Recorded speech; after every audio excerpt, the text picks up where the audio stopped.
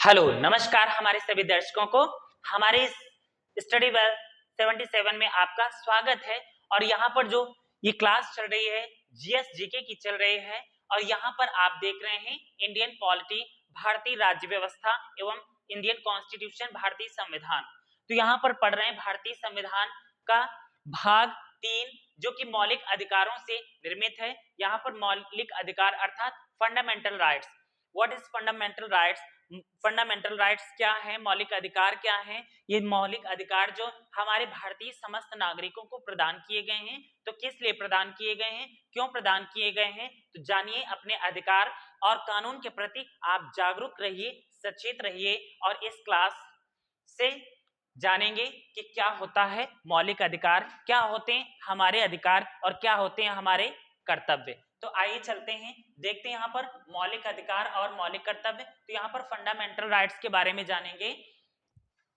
चलिए class start करते हैं। और ये क्लास जो है आपकी सभी प्रतियोगी परीक्षाओं के लिए बहुत ही इंपॉर्टेंट है, बहुत ही महत्वपूर्ण है। यहाँ पर हम अनुच्छेद 14 से लेकर 35 तक, अनुच्छेद 14 से लेकर 35 तक का प्रावधान यहाँ पर लेकर आए हैं। तो आइए चलते हैं, हर एक अनुच्छेद को विस्तार पूर्वक देखेंगे, विस्तार पूर्वक जानेंगे कि आखिर अनुच्छेद 14 क्या है, अनुच्छेद 15 क्या है, अनुच्छेद 18 क्या है, 17 क्या है, इसमें कौन सा प्रावधान दिया गया है। तो आज जानेंगे अपने इन अधिकारों को। तो आइए चलते हैं, स्टार्ट करते हैं। ये मौलिक अधिकार है। मौलिक अधिकार जो है 12 से 35 तक इसका प्रावधान दिया गया है। तो आज अपने अधिकारों के प्रति जागरूक होंगे और जानेंगे कि क्या होते हैं अधिकार। स्टार्ट करते हैं। यहां पर देख रहे हैं, यहां पर देख रहे हैं कि ये अनुच्छेद 14 है, यहां से प्रारंभ हो चुकी है आपकी क्लास। और यहां देख रहे हैं भारतीय संविधान का अनुच्छेद 14, आर्टिकल 14 है, अनुच्छेद जो 14 है। तो ये क्या है, ये क्या कहता है, समानता के अधिकार को परिभाषित करता है। अनुच्छेद 14 जो है अर्थात आर्टिकल आपका 14 है, ये आपकी समानता, right to equality, right to equality अर्थात समानता के अधिकार को परिभाषित करता है। इसके मुख्य बिंदु इस प्रकार से हैं। तो आइए जानें कि ये अनुच्छेद जो 14 है तो आपको कौन कौन से अधिकार प्रदान करता है, किस प्रकार से, तो अपने अधिकारों को जानें। देखते हैं, पहला नंबर है समानता का अधिकार, राइट टू इक्वालिटी। तो यहाँ पर देखिए, राज्य के अधीन किसी भी व्यक्ति को कानून के समक्ष समानता और कानूनी सुरक्षा का अधिकार होगा।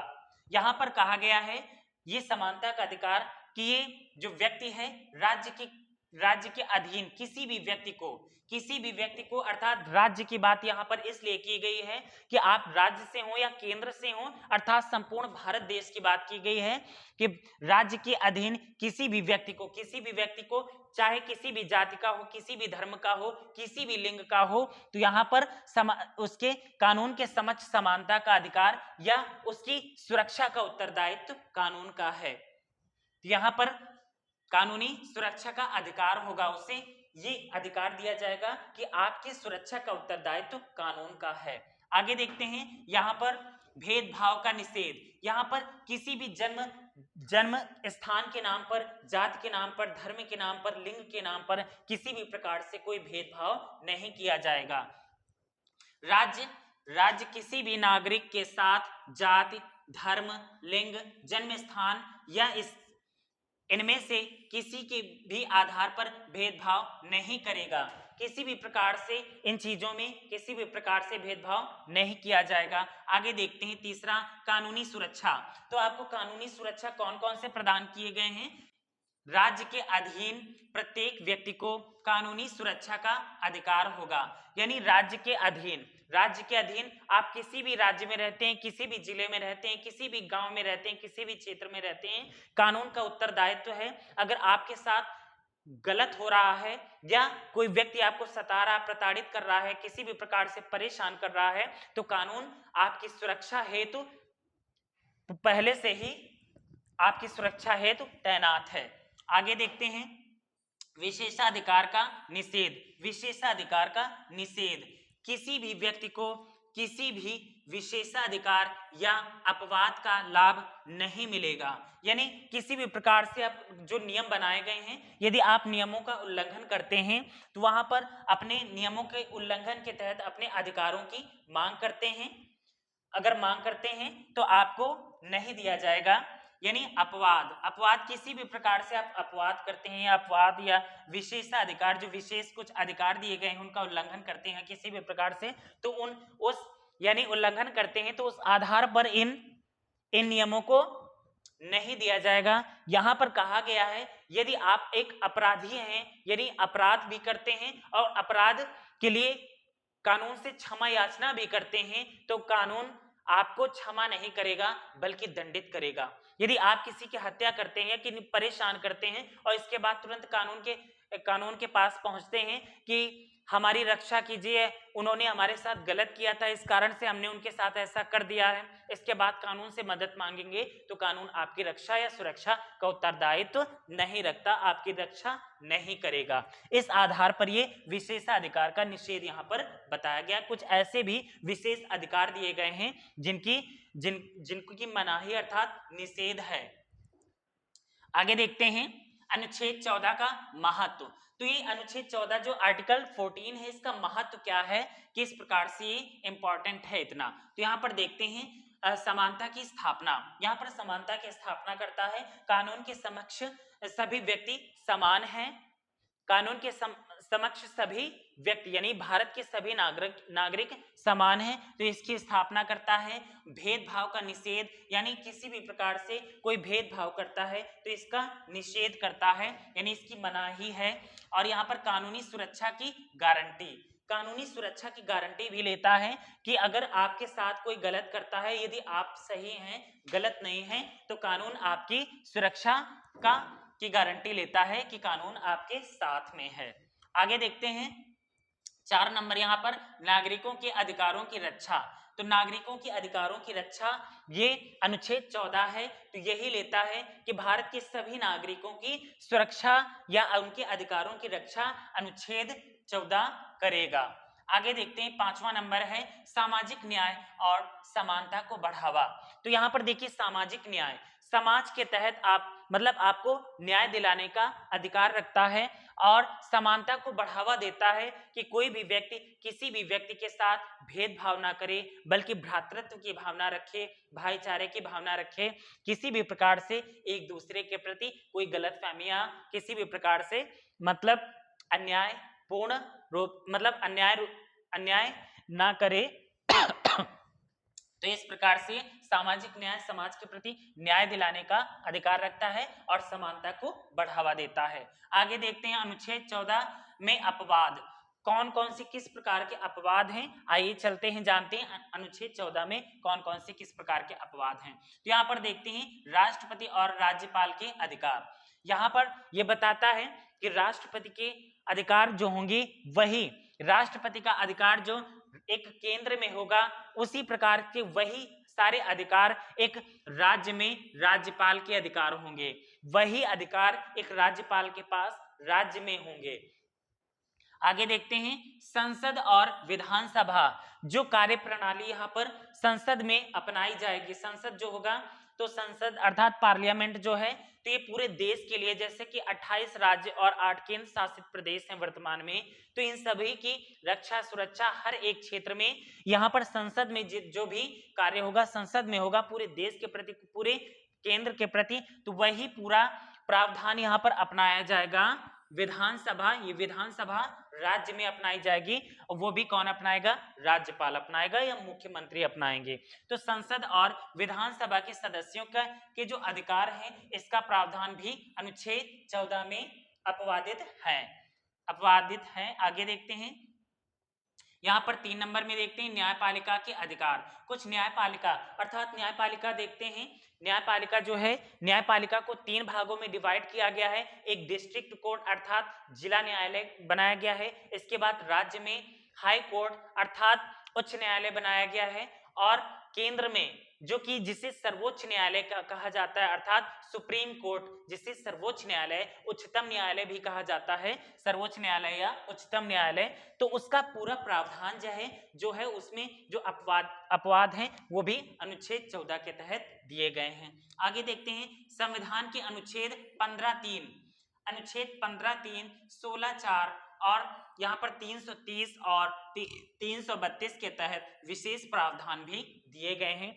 कि संविधान, ये इसका जो प्रावधान है ये अनुच्छेद 14 में ही दिया गया है कि यहाँ पर अनुच्छेद 15(3), 16(3) और 330 और 332 के तहत कुछ विशेष प्रावधान भी दिए गए हैं, कुछ संशोधन भी किए गए हैं। तो इन संशोधनों में किस प्रकार से क्या होगा ये चीजें बताई गई हैं।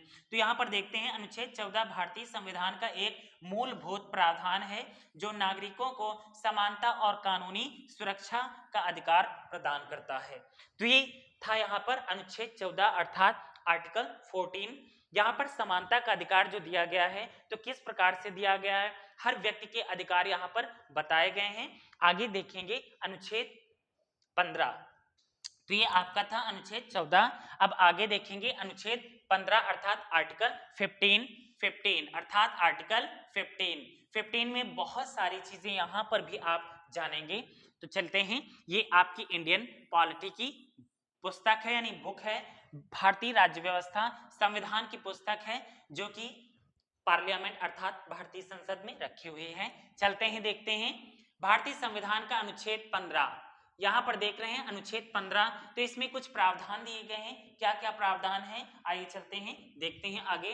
तो राज्य द्वारा धर्म, जाति, लिंग, जन्म स्थान या इसमें किसी के आधार पर भेदभाव का निषेध करता है, यानी किसी भी, ये अगर कोई कहीं भी किसी भी प्रकार से इन चीजों में जन्म स्थान के नाम पर, जात के नाम पर या फिर जाति के नाम पर या धर्म के नाम पर या लिंग के नाम पर कोई भेदभाव होता है या किसी भी प्रकार से ऐसे लोगों के साथ या हमारे समाज में ऐसी कोई व्यवस्था या अनर्गल ये कुप्रथाएं चला रहा है, तो उन चीजों को निषेध किया गया है कि संविधान इन चीजों को नहीं मानता है। अगर आप मानते हैं तो इसके तहत आप कानूनी अपराधी हैं, कानून के समक्ष आप अपराधी घोषित होंगे।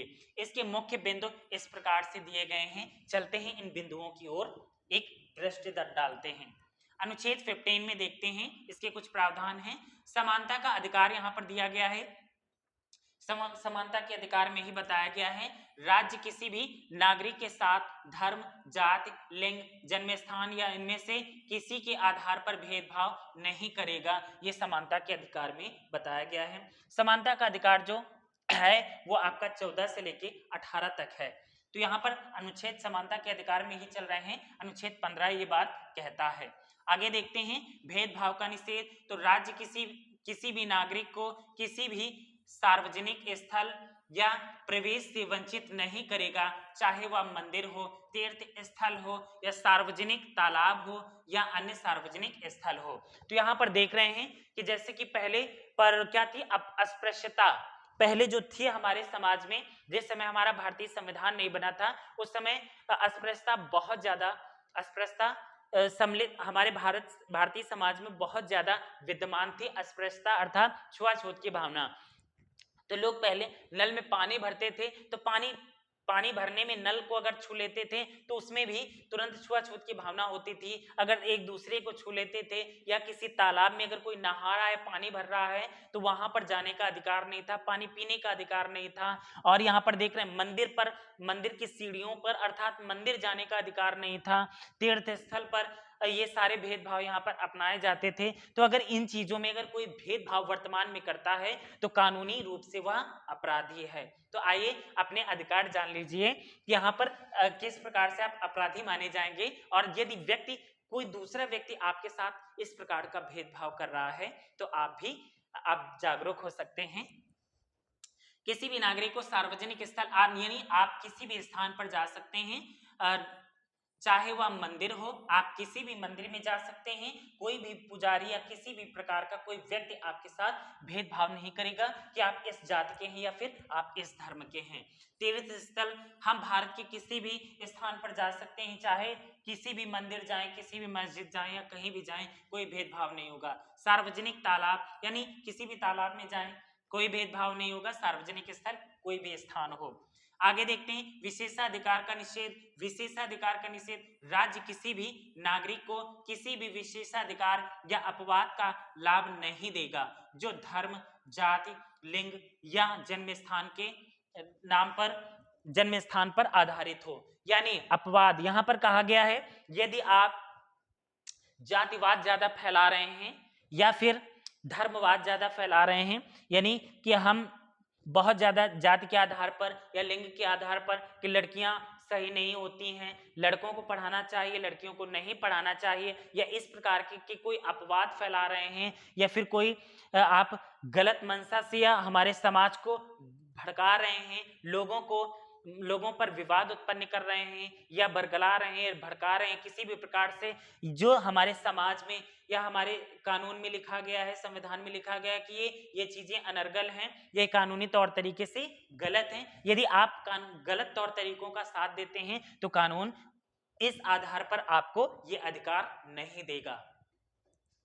आगे देखते हैं सामाजिक और आर्थिक समानता। सामाजिक और आर्थिक समानता, राज्य सामाजिक और आर्थिक समानता को बढ़ावा देगा और इसके लिए आवश्यक कदम उठाएगा। यहाँ पर बात कही गई है कि जो सामाजिक स्तर पर आपको अगर ज्यादा से ज्यादा काम मिल रहा है, यानी इनकम करने की का कोई भी काम मिल रहा है, आप जितना भी कमाना चाहते हैं आप कमा सकते हैं, या फिर आर्थिक समानता यानी आर्थिक रूप से जो सामाजिक स्तर पर चल रहा है, अगर कोई व्यक्ति, जैसे एक व्यक्ति को अलग वेतन दिया गया और दूसरे व्यक्ति को काम के आधार बराबर काम लिया जा रहा है और अलग अलग वेतन दिया जा रहा है, तो उस पर आपको यह अधिकार मिलता है कि समान काम के लिए समान वेतन भी मिलना चाहिए। तो आर्थिक रूप से इस सामाजिक और आर्थिक समानता को भी बढ़ावा देता है ये अनुच्छेद 15।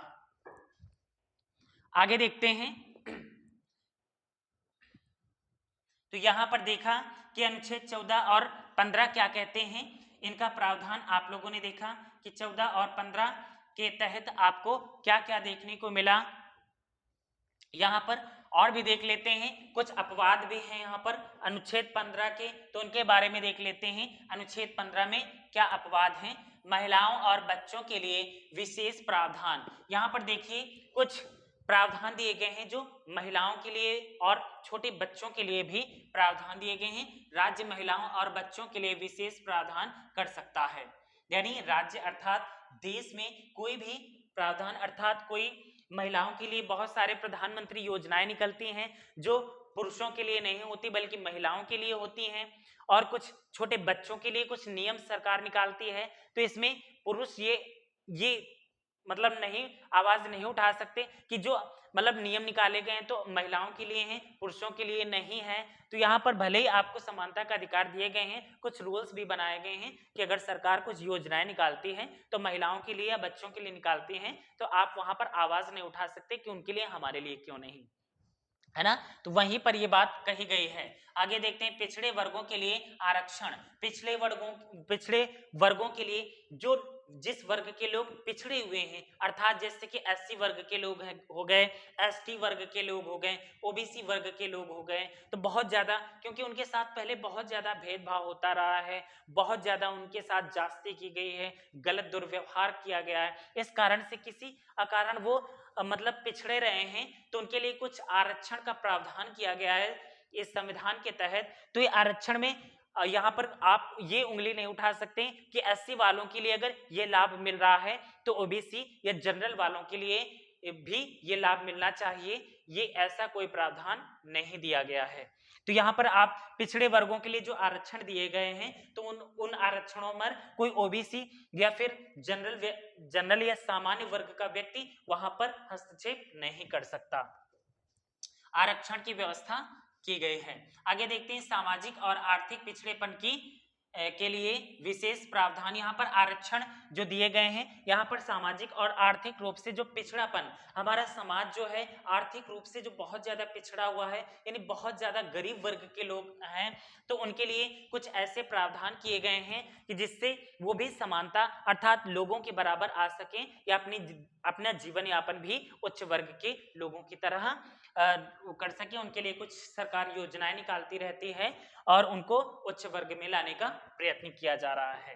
तो पिछड़ेपन के लिए विशेष प्रावधान भी दिए गए हैं। अब इसमें देखते हैं कुछ महत्व भी हैं। अनुच्छेद 15 के समानता की स्थापना की जाती है, भेदभाव का निषेध किया गया है कि आप समान रूप से यहाँ पर समान रूप से रहेंगे, भी किसी भी प्रकार से आप भेदभाव नहीं करेंगे। सामाजिक और आर्थिक रूप से बढ़ावा दिया जाता है कि आप समाज के नियमों का उल्लंघन किए बिना समाज का निर्माण कीजिए और अपनी आर्थिक रूप से मजबूती, आप खूब धन कमाइए और खूब आगे बढ़िए। तो ये पूर्ण रूप से पूर्ण स्वतंत्रता मिलती है, नागरिकों के अधिकारों की रक्षा होती है। यहाँ पर आप एक देश के नागरिक हैं, जो कि भाग 2 जो नागरिकता का अधिकार, पहले वीडियो में आपने देखा, नागरिकता का अधिकार जो आपको दिया गया है, तो आपके अधिकारों की रक्षा होगी। संविधान के मूलभूत सिद्धांतों को परिभाषित करना, संविधान के कुछ मूलभूत सिद्धांत दिए गए हैं, तो जो अनुच्छेद 15 यहाँ पर उनकी रक्षा करता है। तो यहाँ पर देखा अनुच्छेद 14 और अनुच्छेद 15 का प्रावधान यहाँ पर देखने को मिल रहा है इस क्लास के माध्यम से। तो कैसी रही है आपकी क्लास? आपने काफी कुछ जाना होगा और काफी कुछ जागरूक भी हुए होंगे, आपको बहुत सारी नई नई चीजें देखने को मिले होंगी। तो कैसी लगी हमारी ये क्लास इंडियन पॉलिटी की, भारतीय संविधान एवं राज्य व्यवस्था? तो बस यहीं तक, आगे देखेंगे अनुच्छेद 16, 17, 18 आगे आने वाली अगली क्लास में देखेंगे। हमारे चैनल में स्टडी वेल 77 में इसमें प्लेलिस्ट बनी हुई है, इंडियन पॉलिटी की बहुत ही अच्छी क्लास आपको देखने को मिल रही है, जो कि विस्तार पूर्वक हम चला रहे हैं। और आप जागरूक होंगे, अपना संविधान जाने कि हमारा संविधान क्या है, हमारे अधिकार क्या हैं, हमारे कर्तव्य क्या हैं, इस देश के प्रति, इस समाज के प्रति हमें न्याय कैसे पाना है।